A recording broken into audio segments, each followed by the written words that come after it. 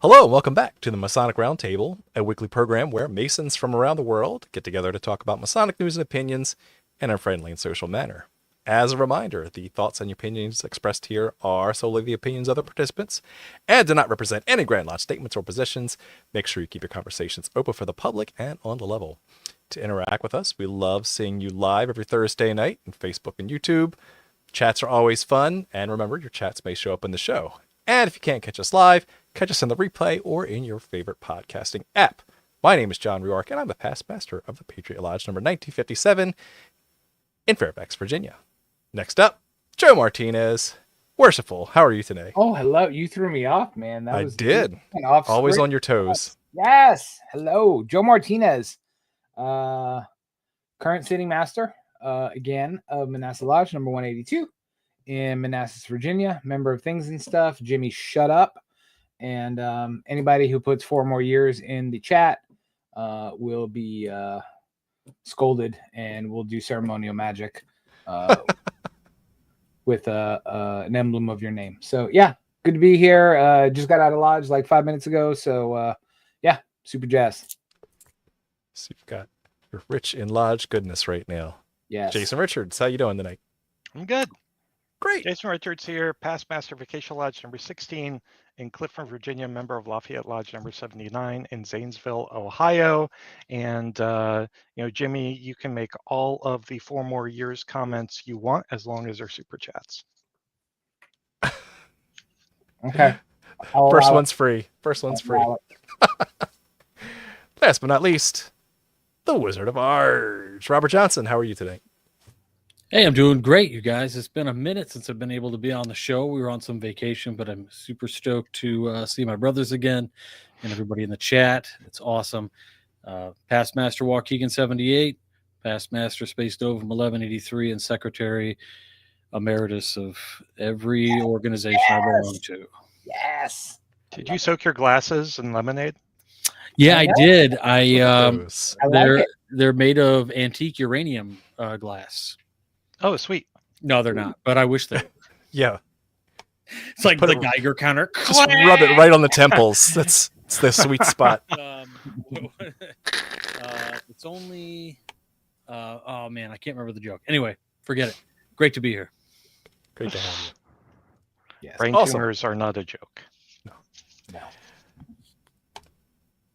Well, let's give a special shout out to the patrons who support the show. You guys are amazing. You rock our socks. And gals. Thank you so much. Guys and gals, it's the gender neutral guys. So head over to patreon.com/the Masonic Roundtable to support the show.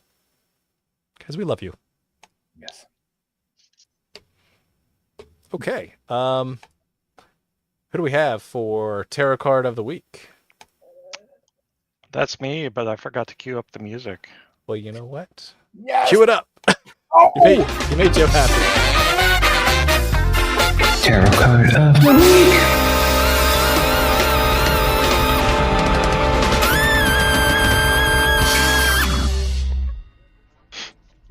Oh my God. And a super chat. Woo! 5 more years. Oh, heck yeah. Wow. All right. Tonight, we have the Spacious Tarot. Oh. Ooh. Look at Are that. they very large cards? Ooh, fun. They're not just large. They they're are. spacious.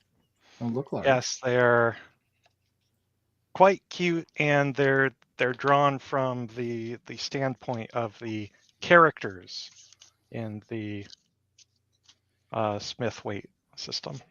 Oh, cool. Okay. The character POV? Yep. Nice. So, first person shooter. Well, and nature in general. So tonight's card is the Page or Explorer of Cups. Interesting. Look at that. I like It's that a design. great It's like a little watercolor. Or sorry, the Page is the Explorer is the Knight of Cups. My apologies. The Explorer. Okay. Just say you don't know.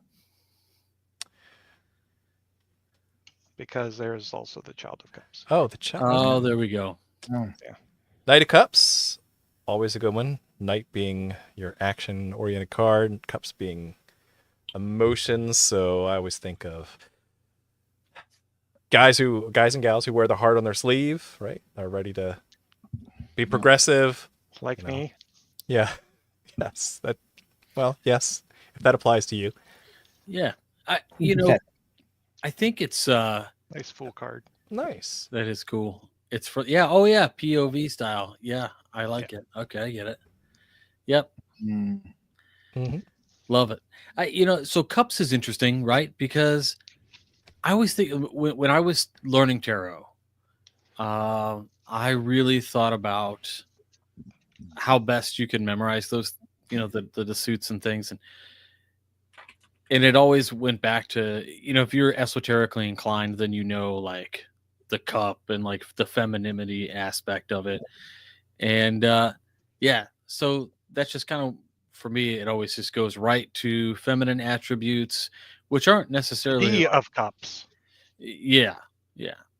And I think Knight of Cups, right? Like it's like more than affection. It's like butting into romance, maybe, if you wanted to go that way with it, or Helpless romantic. Yeah. Idealism. A strong emotional response.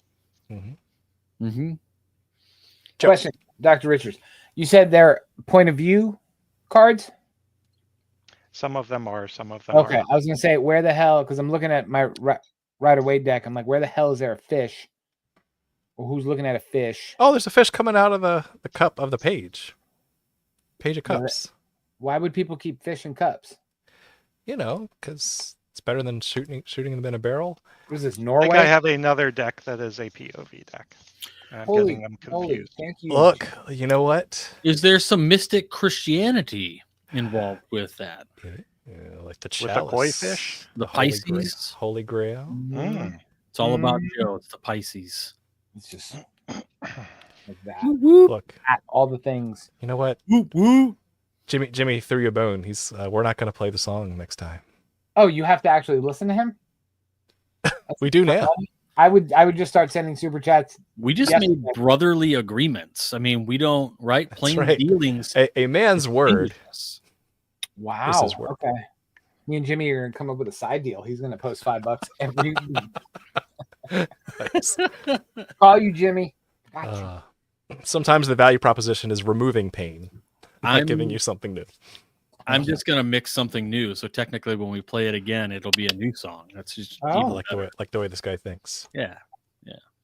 Gotcha. Okay. Awesome. Noted. Yay. Alrighty.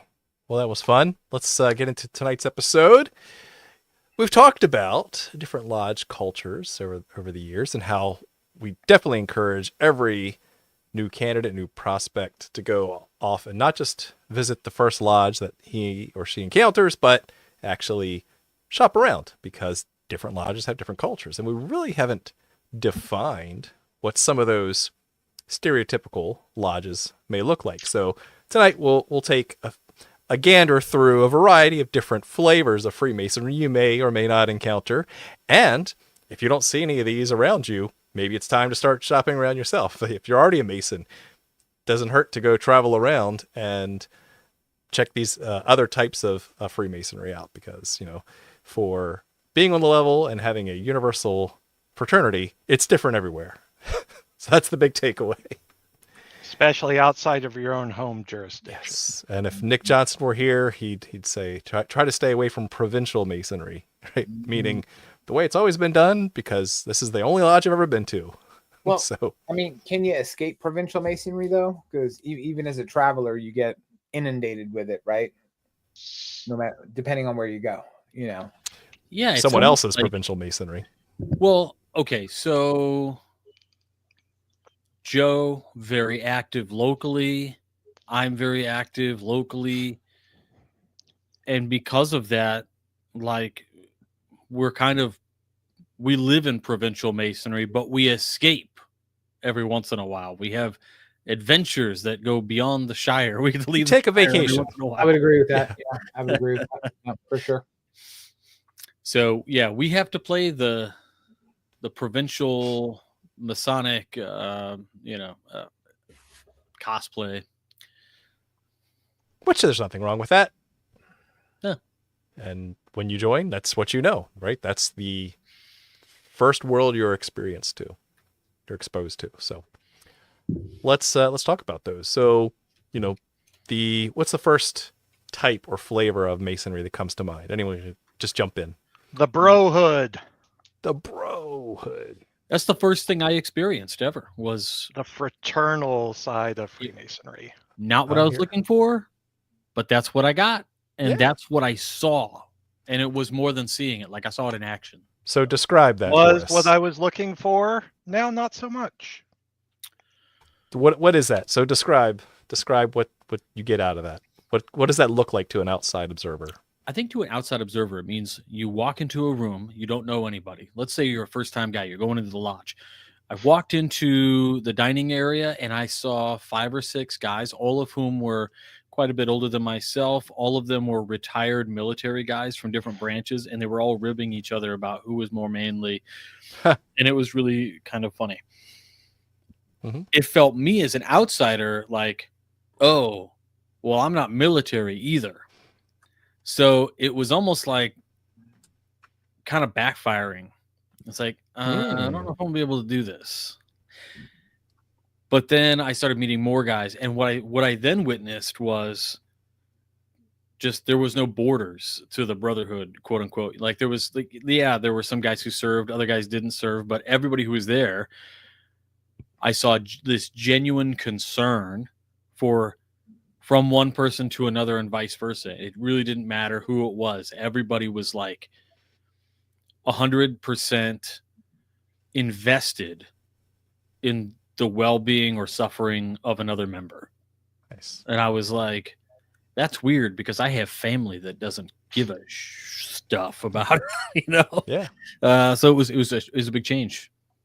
Mm-hmm. I got opposite brohood. My first time I walked into a lodge, I didn't Jimmy's on fire tonight. Yeah, I walked into a lodge. I was everybody knows I'm a Da Vinci Code Mason. Don't have any family members that I know of that are Masons yet.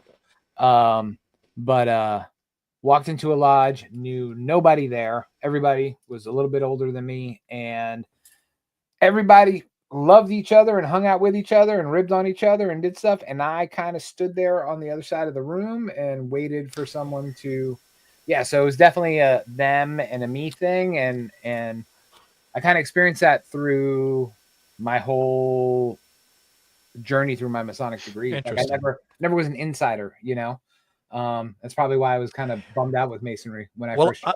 I'm glad you gave that perspective, because one thing I wanted to also do is, as we walk through these different flavors of Freemasonry, to kind of say what are some of the pros and what are some of the cons, or you really should join this type of lodge if you're this type of person or have these characteristics, and maybe you should avoid it if you're this other kind of characteristic. So obviously, like an extrovert's dream would be to go find a lodge that just hugs everybody, happy to see you, let's go do activities together. The very true definition of a brotherhood, fraternal, social type of lodge. I think that would be a great thing.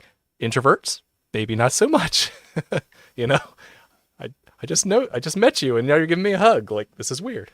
So, but you know what's interesting about that is I know so many introverted brothers of the craft. Right. And they're like flowers. Beep. Yeah, but okay, so I don't know how to really articulate this other than to say, I'll kind of string a few loose statements together and you'll have to put it together. But it's like they go to lodge, which is a place that they view that's full of people that they don't mind, because those people respect their boundaries and opinions and even their quietness. And when they do decide to talk, those brothers that they've chosen to go to lodge with stop what they're doing and listen. So it's like, it's almost like for those brothers that I've seen who are very introverted, or even some who have like, a spectrum, on a spectrum, they'll go, and it's not, it's just understanding. There's a respect level, like for most places that I've been, I see this respect level that goes across and kind of bridges this gap and creates this place where the brother who is uncomfortable or introverted does feel comfortable, and he also doesn't feel anxiety, like questioning himself. Oh, I'm being quiet. What are they thinking of me? It's more like these guys know me. I'm quiet, and when I want to talk, they'll listen. Right. You know what I mean? It's wild. No, I was gonna say RJ and I are on different sides of the coin today, man. Because I was gonna go a completely different route. Like, you see people, now and my lodge that all of y'all have been to. We've got dudes that if you saw them on the street, they wouldn't say 2 words to anybody. You would not know they were a Freemason or whatever. But as soon as they walk in that door, they become a completely different person. They're like, cool, the armor's off, and I could just be me because I'm in a place of comfort, right? Right. And It's a safe space, right? Psychologically safe. I didn't want to say safe space because No. it's like It has a negative connotation, but again, you feel comfortable being vulnerable. It's not, and sometimes it's that, but it's just this person. It's not manly to be vulnerable. Another human being, right? Like they are just different. Like, yeah, RJ in lodge is different than RJ at work or RJ at the supermarket. Just to pick a name. And it's kind of cool to see, like, just the walls come down and like you get to see the person. It's kind of awesome, right? Oh, and again, if we say something like maybe this might not be the lodge for you, that's not a bad thing. It is like maybe that is something you want to grow and learn more about, right? So it's certainly Freemasonry should challenge the status quo for you, for sure. Yep. Great. Anything else to add about the social fraternal brohood lodge? Well, just you highlighted it up there a moment ago. Patrick, introvert that joined an extrovert type of lodge, and that made me grow in that aspect. Right. Mm-hmm. What I find interesting, and also sort of confirmation bias of something that I've always heard and lived by. My grandparents said it. My mom told me. You see it on inspirational things, right? You grow when you're uncomfortable. But it takes grit, right? You got to persevere through something and push. And there's some growth that happens there. And for sure, I think that's why we all grow in lodge, right? Like, but that's because we're around people that share different perspectives who might have never met, perpetual distance, yada, yada, yada. So, yeah.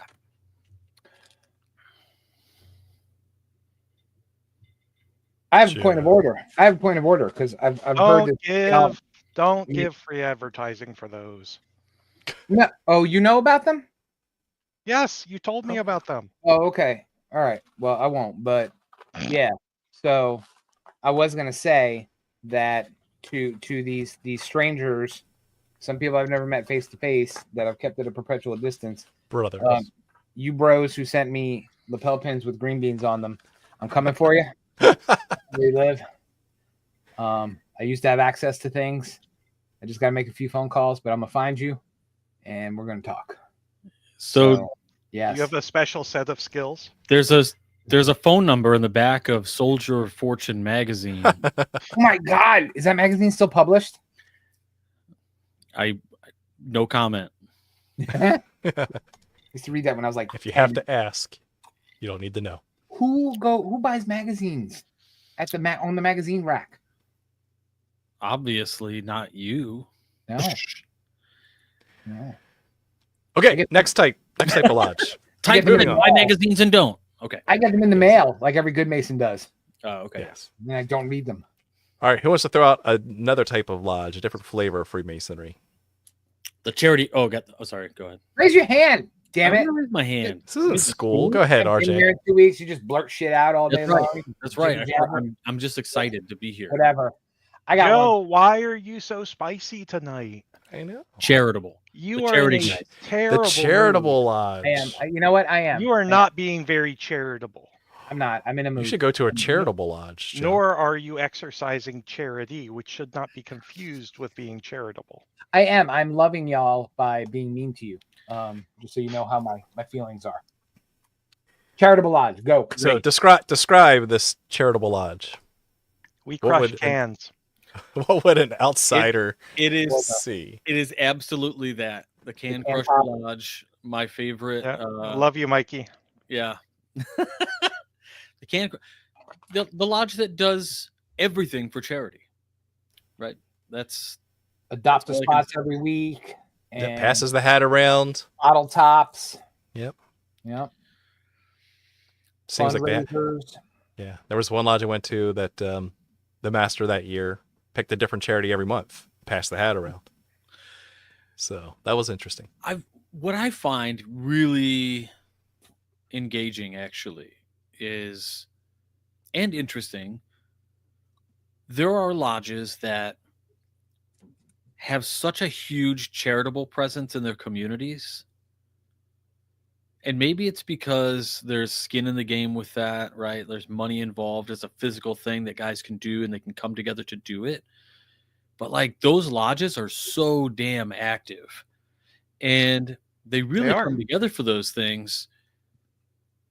And at first I'm like, this is just, nah, I couldn't do it.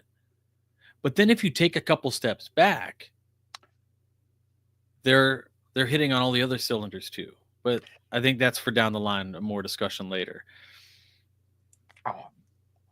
So who would be a good candidate for a charitable lodge, and who might not be? I think someone who wants to give back, but maybe doesn't know how or where to start. That's good. Yeah. Yep. You get learned people about like the that. charitable aspects of the craft. You want to contribute, give to something greater than yourself? Yeah, absolutely. Well, I mean, and what gets you through the door, right? I mean, there are people that join Freemasonry because they want to give of their time, of their talent, or their financial means, and that's the primary reason, right? It's not, they don't want to learn the deep mysteries of life and stuff. They don't want to go through the chairs and become a worshipful master 74 times. They just want to have a vehicle for giving, Yeah, and Freemasonry provides that avenue. Very, like, obviously there's a lot given. Obviously, we're involved, and maybe it's like sort of a pull towards tradition, right? Because like part of me is thinking, well, why would a charitable person decide to join Masonry over, let's say, Rotary, Elks, Moose? Right. And of course, those can be sort of benefit societies and that they do assist their members heavily. But so does Masonry. Even though we're not a benefit society, we do have Masonic charities that are earmarked for Masons only and their families. So I wonder Hi, what. Joe. Yeah, Joe was like, "I'm bye." I just died. Sorry. Well, I mean, yeah, why? You bring up a point that I don't want you to understate. You look 75 years ago, we didn't raise money for Alzheimer's or for people with 9 toes, or all the charity we did was for our own members. You know what I mean? It was just for us. We didn't share, so there was a shift. It was probably like the 50s and 60s and stuff when we became more. Sorry, I'm dying because I drank too much. Maybe earlier actually. Masonry was an insurance policy in some ways. Yeah, I mean, Yeah. But there was that shift, and now our charity is more outward and external, more so than internal. And we do some stuff, when a brother needs things and stuff like that. But it's a dramatic shift in what we consider charity in Masonry. so I'm thinking of someone who might want to not join that lodge is someone who already has a lot on their plate, is already busy, right? And can't give as much as they'd like to, right? Hey, we're doing stuff on the weekend. Well, sorry, I've got 6 kids' soccer games to go to and that kind of thing. So there's a guy who is in my grand jurisdiction, in my area, and the guy has sat as a senior deacon for a bazillion years. He's not, ancient in age or anything. He's probably in his 50s. Been a Mason for probably 30 years, since his early 20s. And it is the driving force of this guy. Every time I've ever sat in lodge with him, he's the guy giving the reports on Christmas time. Hey, this is how many turkeys we're buying for the veterans closet. He's a member of the local chamber of commerce, so he's constantly representing the lodge at the local chamber of commerce. Like, he is maybe one of Masonry, in our area, Masonry's greatest PR guys. Nice. And I think guys that have that sort of bent really would enjoy the charitable aspect of Freemasonry. Oh, absolutely. That's a great idea. Your Chamber of Commerce guys, your Kiwanis guy, like all community driven. Yeah. Yeah. Love to get out there and shake hands, kiss babies, push flyers. Yeah. the mysteries of Freemasonry. You see? Plus, add more. Mhm. Exactly. The Billy Mays. Yes. But wait, there's more. There's more types of lodges. Let's pick another one. What's another kind of flavor of Masonry? Joe. The Rural Lodge. Ah. Yeah. Mm. And what would that look like to an outsider? Well, if you're a city dweller or you're urban or suburban, then you probably get little tastes of it. But a rural lodge is, somewhere out in the burbs, miles and miles of nothing, or small towns, things like that. Single stop signs, single traffic light towns. And you drive and you'll see a church and you'll see a bank and you'll see a Masonic lodge, right? Those are the three staples of a small town. And you walk in and a lot of them have wood paneling, and They all do. It's You know? amazing. yep, Smell like funeral homes. wood paneling and 70s and earlier decor. But these are some of the most fun lodge experiences to just have a good time at. You know what I mean? You go to a rural lodge, people are not worried about, for the most part, people are not worried about getting dressed in tux and tails. They're not putting on airs. Yeah. They're authentic, usually more relaxed in both manner and attire. Right? I Don't get worked up over little things. I love the term you said, authentic. Mm. And I struggle with it a little bit because it makes me think about observant lodge styles, how they strive to be authentic. And yet it's hard to be authentic in that way when we live in a society that day to day doesn't live that way. So it's like, what's more real? But that authenticity that you're talking about, I recently took a trip, Joe, and I had to do a presentation at a couple lodges last year, like kind of back to back, different states. And the first lodge I went to, I did the pub crawl Freemasonry, right? So I did that, and the lodge I did it for was, I wouldn't say a rural lodge, but it was like a small town lodge, and we did it at a local pub. Like, they open lodge there. I'll post pictures for the TMR Squires and Knights, but and I thought, wow, this was like really an experience. And you felt not like I was the presenter, right? Like, I just felt like one of the guys there, which was so, like, I don't know, heartwarming and, like you said, authentic. And as Joe, you pointed out, like, homey, maybe. Yeah. And then the next night, I was in another state and I presented at a TO lodge, and I was like, I couldn't quite relax. Do you know what I'm saying? Yeah, no, absolutely. And I think, I'll name names. And I think some of y'all have been, got an invite to go speak at a lodge in Yatkinsville, North Carolina. I have never been or heard of this town. It was a 6-hour drive from where I am. I took some bros with me that were local. Went to Yadkinsville. No BS. One traffic light in that town. And we pull up, and it is your, wood paneling lodge and stuff like that. So I was expecting the experience that Robert had. And this was probably the largest concentration of deep thinkers and lovers of learning more about themselves, Ooh, interesting. all in this concentrated area, than I have ever seen in my entire life. I mean, we got there, and shout out to everybody there. I literally joined that lodge after my first meeting. I dropped a position. I'm like, you guys are awesome, and I want to support you. But people had come, and it was a small town rural lodge, but people had come, driven 2-3 hours to come sit and lodge here, because this was the place where they found that stuff. And yeah, they didn't care whether they had bow ties or, bolos or, overalls or whatever. We sat, and I did a talk, and it was one of my weird talks. And then we talked for an hour straight in lodge about it, and it was one of the most amazing nights I've had in Freemasonry, and I will never forget it. And it totally defied all my expectations. I'm like, cool, we're having good country cooking, and people are going to make fun of my accent for about a good 30 minutes, and we'll do some masonry. And it turned out to be one of the most fun experiences I've ever had, in a small rural lodge. Well, that's amazing.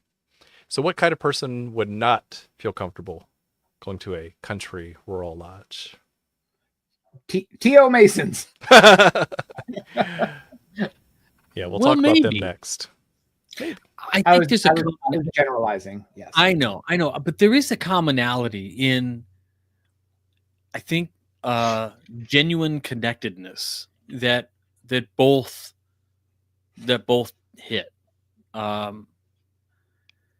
Maybe less, if there's less of anything in the rural lodge, it might be politics.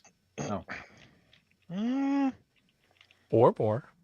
Or more. Yeah, I mean, we haven't talked Depends. about the negative side of rural lodges, right? You can go to a lodge in, let's call it, the more southerly parts of our country, and you get a different lodge experience. State. Yes. You definitely get a different rural lodge experience. But I mean, I think we're growing out of that. I mean, I've seen it firsthand. I think we're growing out of that based on generational divide and the fact that older generations don't come out as much anymore, or so it's definitely a generational thing. But there are negative rural lodge experiences as well. Fair enough. All right, next flavor of Freemasonry, since we're going to segue right into that, traditional observance lodges, right? Actually, it's just observant masonry. Yeah, because we've gotten away from the traditional. We have to rebrand so we don't get in trouble. Right. Every 10 years. Yeah. So observant lodges tend to be ones who focus on good quality education, perfection of ritual, kind of keeping up airs, wearing your best to lodge, right? To enhance the entire lodge experience, and emphasis on solemnity and perfection. Right. And the punchline behind the observant movement is they want to do everything in masonry with purpose and intent. They are observing the craft by doing that, and not taking anything lightly, which has its pros and cons. To the outsider, it may seem like a stiff shirt, kind of snooty lodge environment. It may not be welcoming if I'm not dressed appropriately, and I may be turned away if I'm not dressed appropriately. Not just the outsider candidate, but the outsider Mason. The actual Freemason may be turned away if they don't have the proper attire. I think we've all been to observant lodges. I've been to a few observant lodges, different ones. I brought friends who were Masons to observant lodges, and they had a completely different experience than I did, right? Because I knew what I was walking into, and hey, these guys are a little pretentious, but they love masonry, and it's the history and the mystery, and turn your damn phone off, that kind of thing. And they, we'd leave, and I'll tell you guys, you all know him, Brother Bill, took him to a TO lodge, and he didn't have the super cool, profound, deep experience that I did. He was like, everybody was really too serious, and I wasn't comfortable and stuff like that. And I was like, you know what? I hadn't thought about that for you. Like, and he's been a Mason for twice as long as I have, and he had a totally different experience. So it can be jarring for people who are accustomed to the provincial Masonry, quote unquote, that they're experiencing with. But I mean, this is someone who tries new things all the time, if I push him hard enough. And he definitely got a different experience from it. And I hadn't thought of that. I was like, man, you didn't have as much fun as I did. And I'm starting to understand that. So, and I think, and RJ said it before, different observant lodges have different levels of, they place different things as important in their lodges. And I think that really determines the flavor of the lodge that you have, right? Because you can get the deep, the om, the chanting, you're feeling a sense of oneness with the universe. And then you got, wow, this is a room full of jerks. And, they're shitting on me because, I'm wearing a 4-in-hand tie as opposed to a bow tie. And I wore a blue suit instead of a dark suit, that kind of thing.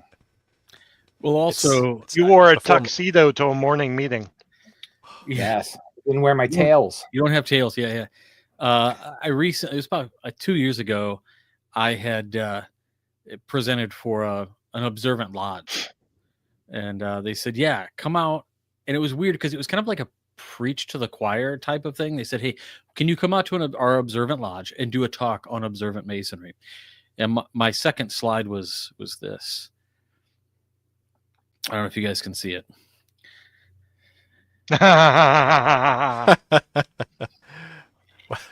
You quoted yourself too. That's I great. quoted myself, which was like the big joke.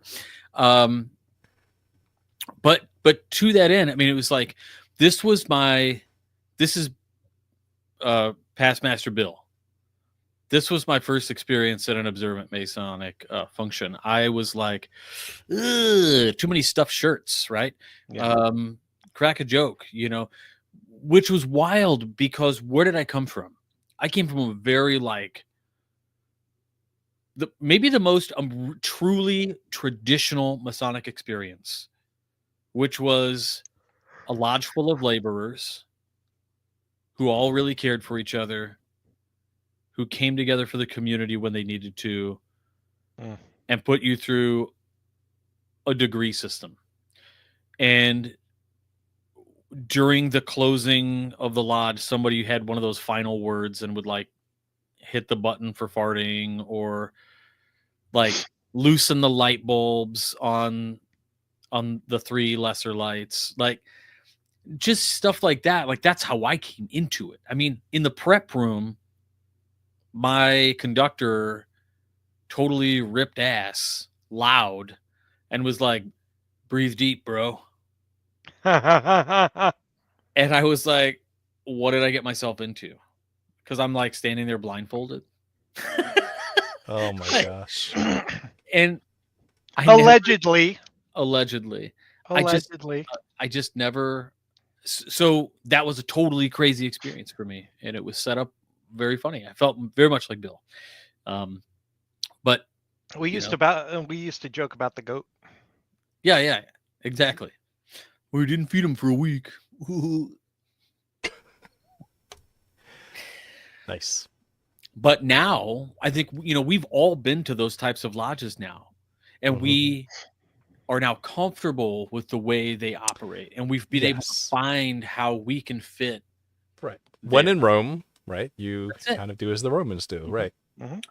Well, and I think the biggest takeaway is, and I think we've all seen it, is people that are looking for a different or a particular flavor of Masonry. You've got guys that will visit observant lodges, but never join one. You know what I mean? That's like their getaway from their regular Masonry. Yeah, I like the metaphor of it's a vacation, right? You know what you know. Masonic vacation. But I'm just going to go over here for a little bit. Yep. Not going to stay. I don't want to move. I don't want to live there. But I like to go there every now and then. This is the exact reason why I think, the Patriot Lodge worked. It's observant style-ish, right? It's educational focused, at least. That's the next flavor of Masonry we're going to talk about. Well, I think they kind of they go hand in hand. But yeah, you're right. And like Waukegan for me was my traditional masonry, and then observant style. That's why we chartered Space Nova. Like it's just that. So Well, And none of these are mutually exclusive. Of course. Oh, there's a Venn diagram of all of these. Absolutely.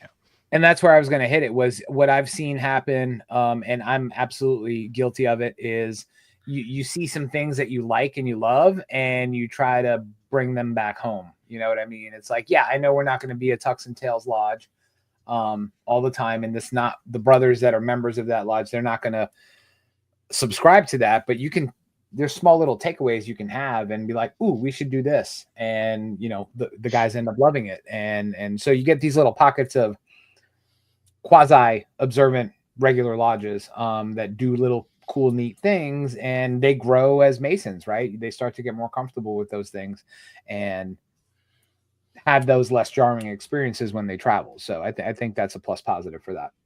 They put some extra sprinkles on the donut of Freemasonry. Some Dubai chocolate, right? Bam. Right. Yeah. Now I want donuts. Cronut. Sound really good right I'm about gonna go now. get a donut after this. Thanks. Cronut. You're welcome. Jason, what is the next flavor of Freemasonry? So you get the lodges that are just hyper education focused. Ooh. There are, there's a lodge out in Colorado Springs that I spoke at last year that essentially considered itself to be the premier education lodge in the area. And that was their thing. They bring in speakers from all over. They have really thoughtful, insightful, challenging programs. And that's what they do. Interesting. So who would that be for, and who would not be a good visitor of that lodge?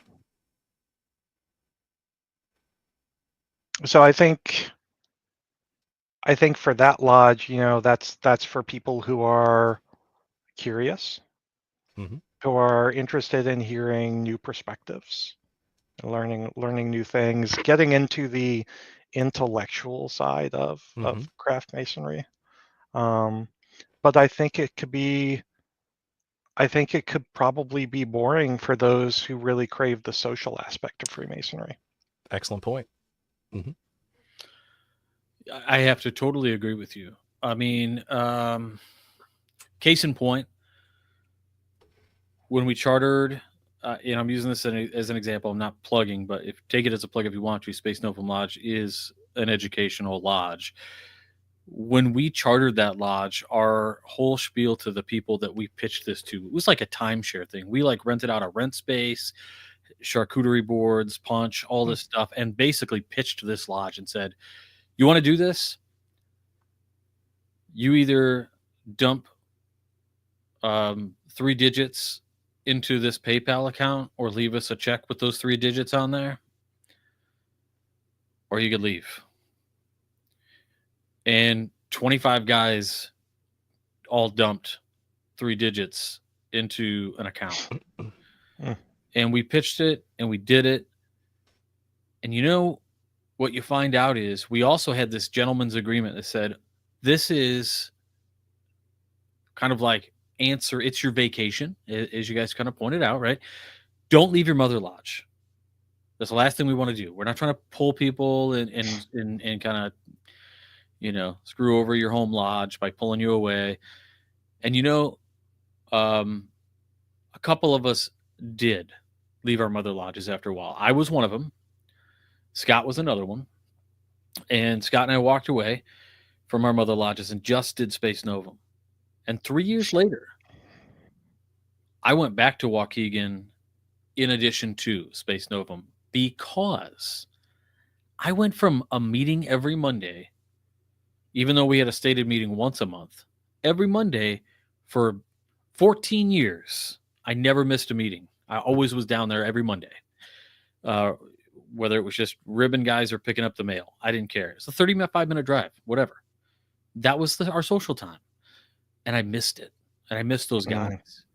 So like you said, Jason, and as I'm an extrovert, and I'm also into education, so I need both. Yep. And Space Novum is like very strict on education. 1 meeting a month, unless we're doing degrees. But we've also witnessed guys walk away from our lodge because maybe they thought they were super education, and after a while they were like, ooh, an hour and a half of just education and getting out of here at 10 o'clock at night and then going to dinner and getting home at 12:30 on a Friday. Yeah. Like, that wasn't for them. So. Can you give me the Cliff Notes version of that talk? Mm-hmm. Do kids even know what Cliff Notes are? Cliff Notes are? No, it's just bulleted Chat GPT. Chat Yeah, GPT. for real. No. Right, That's what you use to calculate the value of reciprocal tariffs. So let's talk about. We got room for about 1 or 2 more different flavors of Freemasonry. Well, I never expected Joe to say rural as a flavor. Rural. It is. I think it is. Yeah, I mean, I definitely think it is. It No. was so out of the box for me, and now I'm trying to think like, Which implies an urban counterpart. not Mhm. just So not just charity, not just education. well, I mean, urban would count as well. Your major metropolitan cities. We all live in states in this country, and there are urban centers where there's masonry, and even in a small geographic distance, they're very different. Your city lodges are much different than your Mhm. non-urban lodges. DC is a great example. You just go right across the river to DC, and it's a completely different flavor of masonry. Yeah. It's like Baskin Robbins. You get 31 different flavors. You can go to lodge every night of the week and see a completely different type of Masonic experience. It was wild. I remember when I think it was I accompanied you to Benjamin B. French one night, and I was just like, oh, yeah, it was a different experience. It was awesome. Yep. But it was different. We haven't. No, go Jason. ahead. Nope. Jason. We have not yet talked about daylight lodges. Ooh. I've been to one. Me too. I've been to one. Yeah. Been to one. Interesting. Yeah. Been to John zero. and I went to and visited Yeah. the same one the same day. Oh, yeah. That's when we used to work Now- together, and we took our lunch break, our long extended lunch break, to go to lodge, Went to and then go back to work. Now, was it a lodge that was only a daylight lodge, like they met during the day, or was it a lodge that had a meeting? It was Fort Hunt Skidmore Daylight Lodge. Okay. Yep, down Springfield. Only met during the day. hmm What does that look like to the outsider? Retirees. Yeah. Yep. Yes. People who can not being afford to take time. crass. It's yeah. I've never been to a daylight lodge. However, last evening I went to a lodge that has a daylight lodge that meets there, and I was talking to their district deputy, and he is also an older gentleman, but he referred to it as an old man's lodge. Fair. And I was like, "But oh, okay."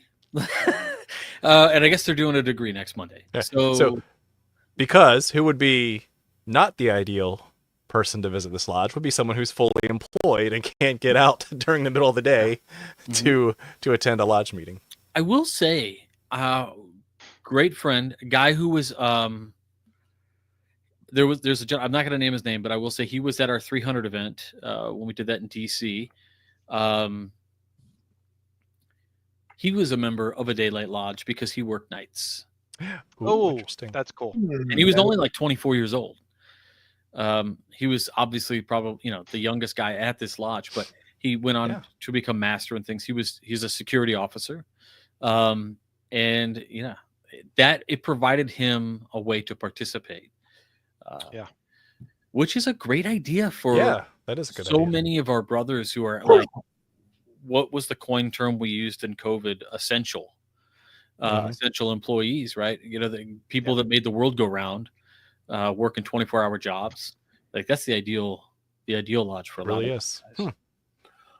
Well, it's little fun little factoid. So I was, for those of you that have been to my lodge, we have a really big office where the secretary has all his things. We actually have minutes that go back to 1979 in the cabinets. There's older stuff in, storage and things like that. But somebody asked me a question and I knew the answer, but I went to go prove it. So me being a jerk, I started going through 40 plus years of minutes. And I get to the late 80s and, and everybody knows who our secretary used to be. He passed away recently. The dude was organized beyond belief, right? Like the bestest secretary you could possibly imagine besides RJ. And so I started going through the 90s and I'm looking at stuff and I'm stopping and I'm like, holy crap, I didn't know this dude was here or that guy was here.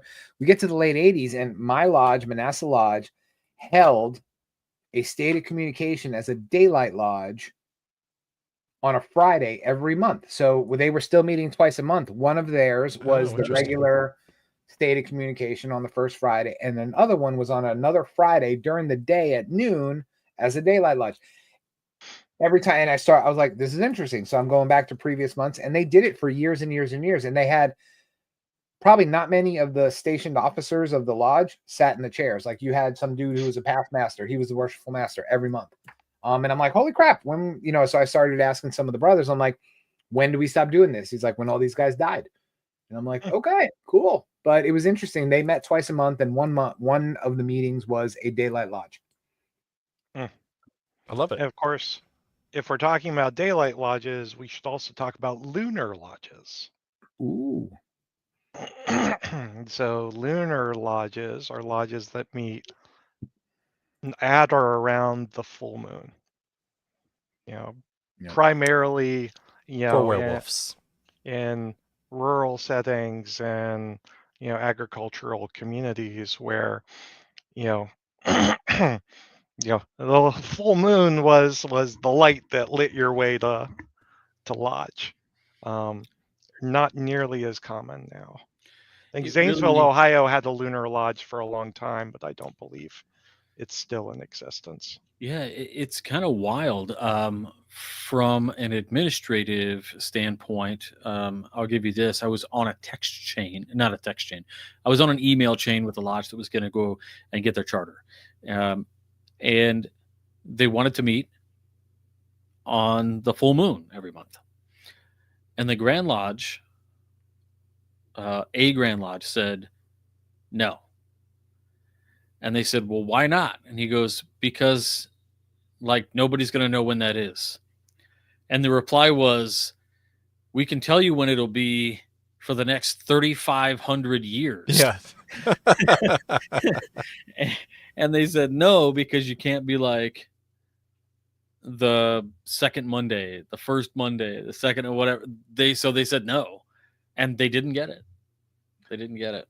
So little trivia here. So here in Virginia, we, you read the bylaws and I don't know of any lodge in Virginia, correct me if I'm wrong, folks, that meet on a lunar cycle. But what's interesting is when you have a petition that has to lay over, it doesn't say in our rule book, in our methodical digest, it does not say until the next state of communication. It says until a lunar month has passed. Yep. So it's not 30 days or 31 days. It's 28 days before you can do something on it. So I'm guessing at some point in the past, lodges were meeting on the lunar month. Lunar months. Days apart. Interesting. Yeah. That's your job now to find out where that came from. Put that in your next presentation. Awesome. All right. Well, we should start wrapping things up. So which one's the best flavor of Freemasonry? Well, we got multiple people asking for a certain flavor of lodge here. That I know. We should talk about. Like virtual lodges. Virtual lodges, yeah. The internet lodges. Oh, yeah. Affinity lodges. Yeah. Yeah. Who would not benefit from virtual lodges? People who don't have computers. That would be a good one. There's a good number of Masons who still are computerless or emailless. Yeah. Yes. Oh yeah. And UGLE has lots of different types of affinity lodges. Affinity lodges, yeah. Martial arts lodges. They have a sci-fi lodge. Yeah. TMR episode number 19, all the way back in 2014, Wow. the Affinity Lodges. Yeah, we discussed it. And you know what? Disclaimer. Is that the one? Did we have Scott Sherman on that one? We may have. No, he was on. Maybe it was research Academic? or educational. Academic Lodges. That's Or right. Boston University. That's right. Yep. Yeah. So if you do go back and you watch the Affinity Lodge episode, a fair warning, we're younger Masons. With shittier tech. Fewer pounds, though. It's All right. true.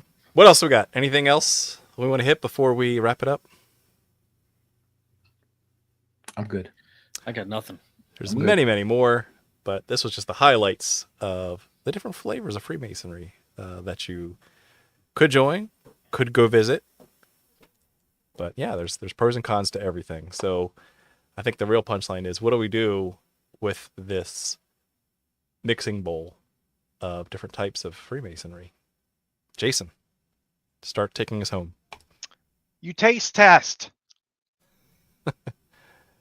Get Dip out into of the your own bowl. jurisdiction. Do Masonry a little bit differently. Like, But it's scary, Jason. challenge yourself. Like, be open to new experiences. It doesn't mean you have to join. Like, they're not, it's not an independent body like shoving a petition down your throat, right? Like,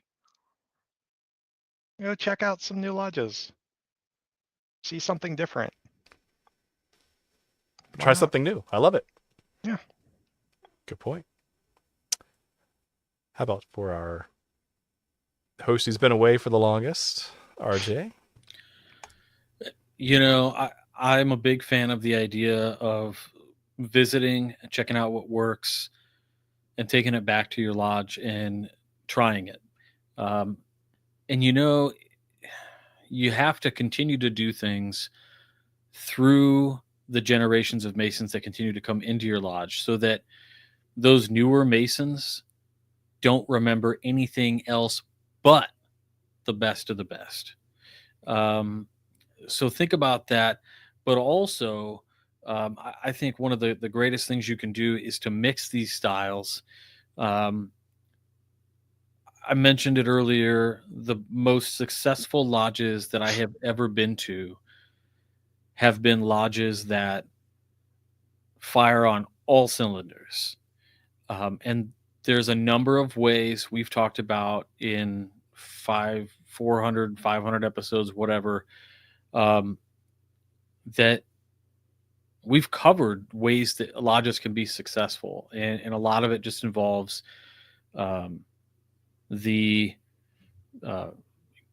giving the authority to do something to somebody, right? To empower people. And I think that's those lodges are the most successful, and they fire on they have social activities, they have educational activities, they even have esoteric opportunities, right? Like there's one lodge that I love that does Saturday morning, every single Saturday morning, they have meditations. And every single Saturday, there's between 3 to 10 people there every Saturday. And it doesn't have to be 100 guys, right? Like everybody has a little something to do there. And I think that's really important. And take the best like a salad bar and bring it back. Love it. Joe. Yep. Everybody stole the good answers. Travel. I mean, it sounds kitschy, but it's literally one of the things you get to do when you become a Mason is to travel. So take that privilege and travel and see new things and meet new people. I mean, some of our, I'll speak for all the hosts and say some of the best experiences in Masonry is meeting new brothers and just sit and lodge with them and just being fraternal and being Masonic and just experiencing Masonry in different places at different times with different cultures and different people. So travel. That's it. Nice. Awesome. I think just to summarize, what if you could design a lodge that did it all, right? Because you inspired me when you looked into those meeting minutes to see, hey, we had a stated meeting at night, but we also had this other, meeting that was a daylight meeting. Okay, so what if we had like Education Monday, and we had Observant Wednesday, and we had And we'll have Divorced Friday. So because you gotta, with all these flavors, we can mix it all in, and you can be busy every night of the month, right? So just do it. Go all in, put all the masonry in one box, shake it up, and see what happens. That way, you would get all the members, all of them, because you'd have something for everybody. Yes. Said half joking, could be done. You would burn yourself out really trying to balance and run all those different types of activities and events. But it would be a fun experiment to try. So that's, as was said earlier, experiment. I'm a big fan of experimenting without innovating and improving your lodge experience. So with that, travel around, try things out, see what works for you. And it's going to change over time. As Jason said earlier, we was joining with one expectation, found something else, and your palate changes for different flavors of masonry over time. So with that, explore what your palate has to offer. I want to thank you all very much for watching, and keep searching for more light. Have a good night. Wow.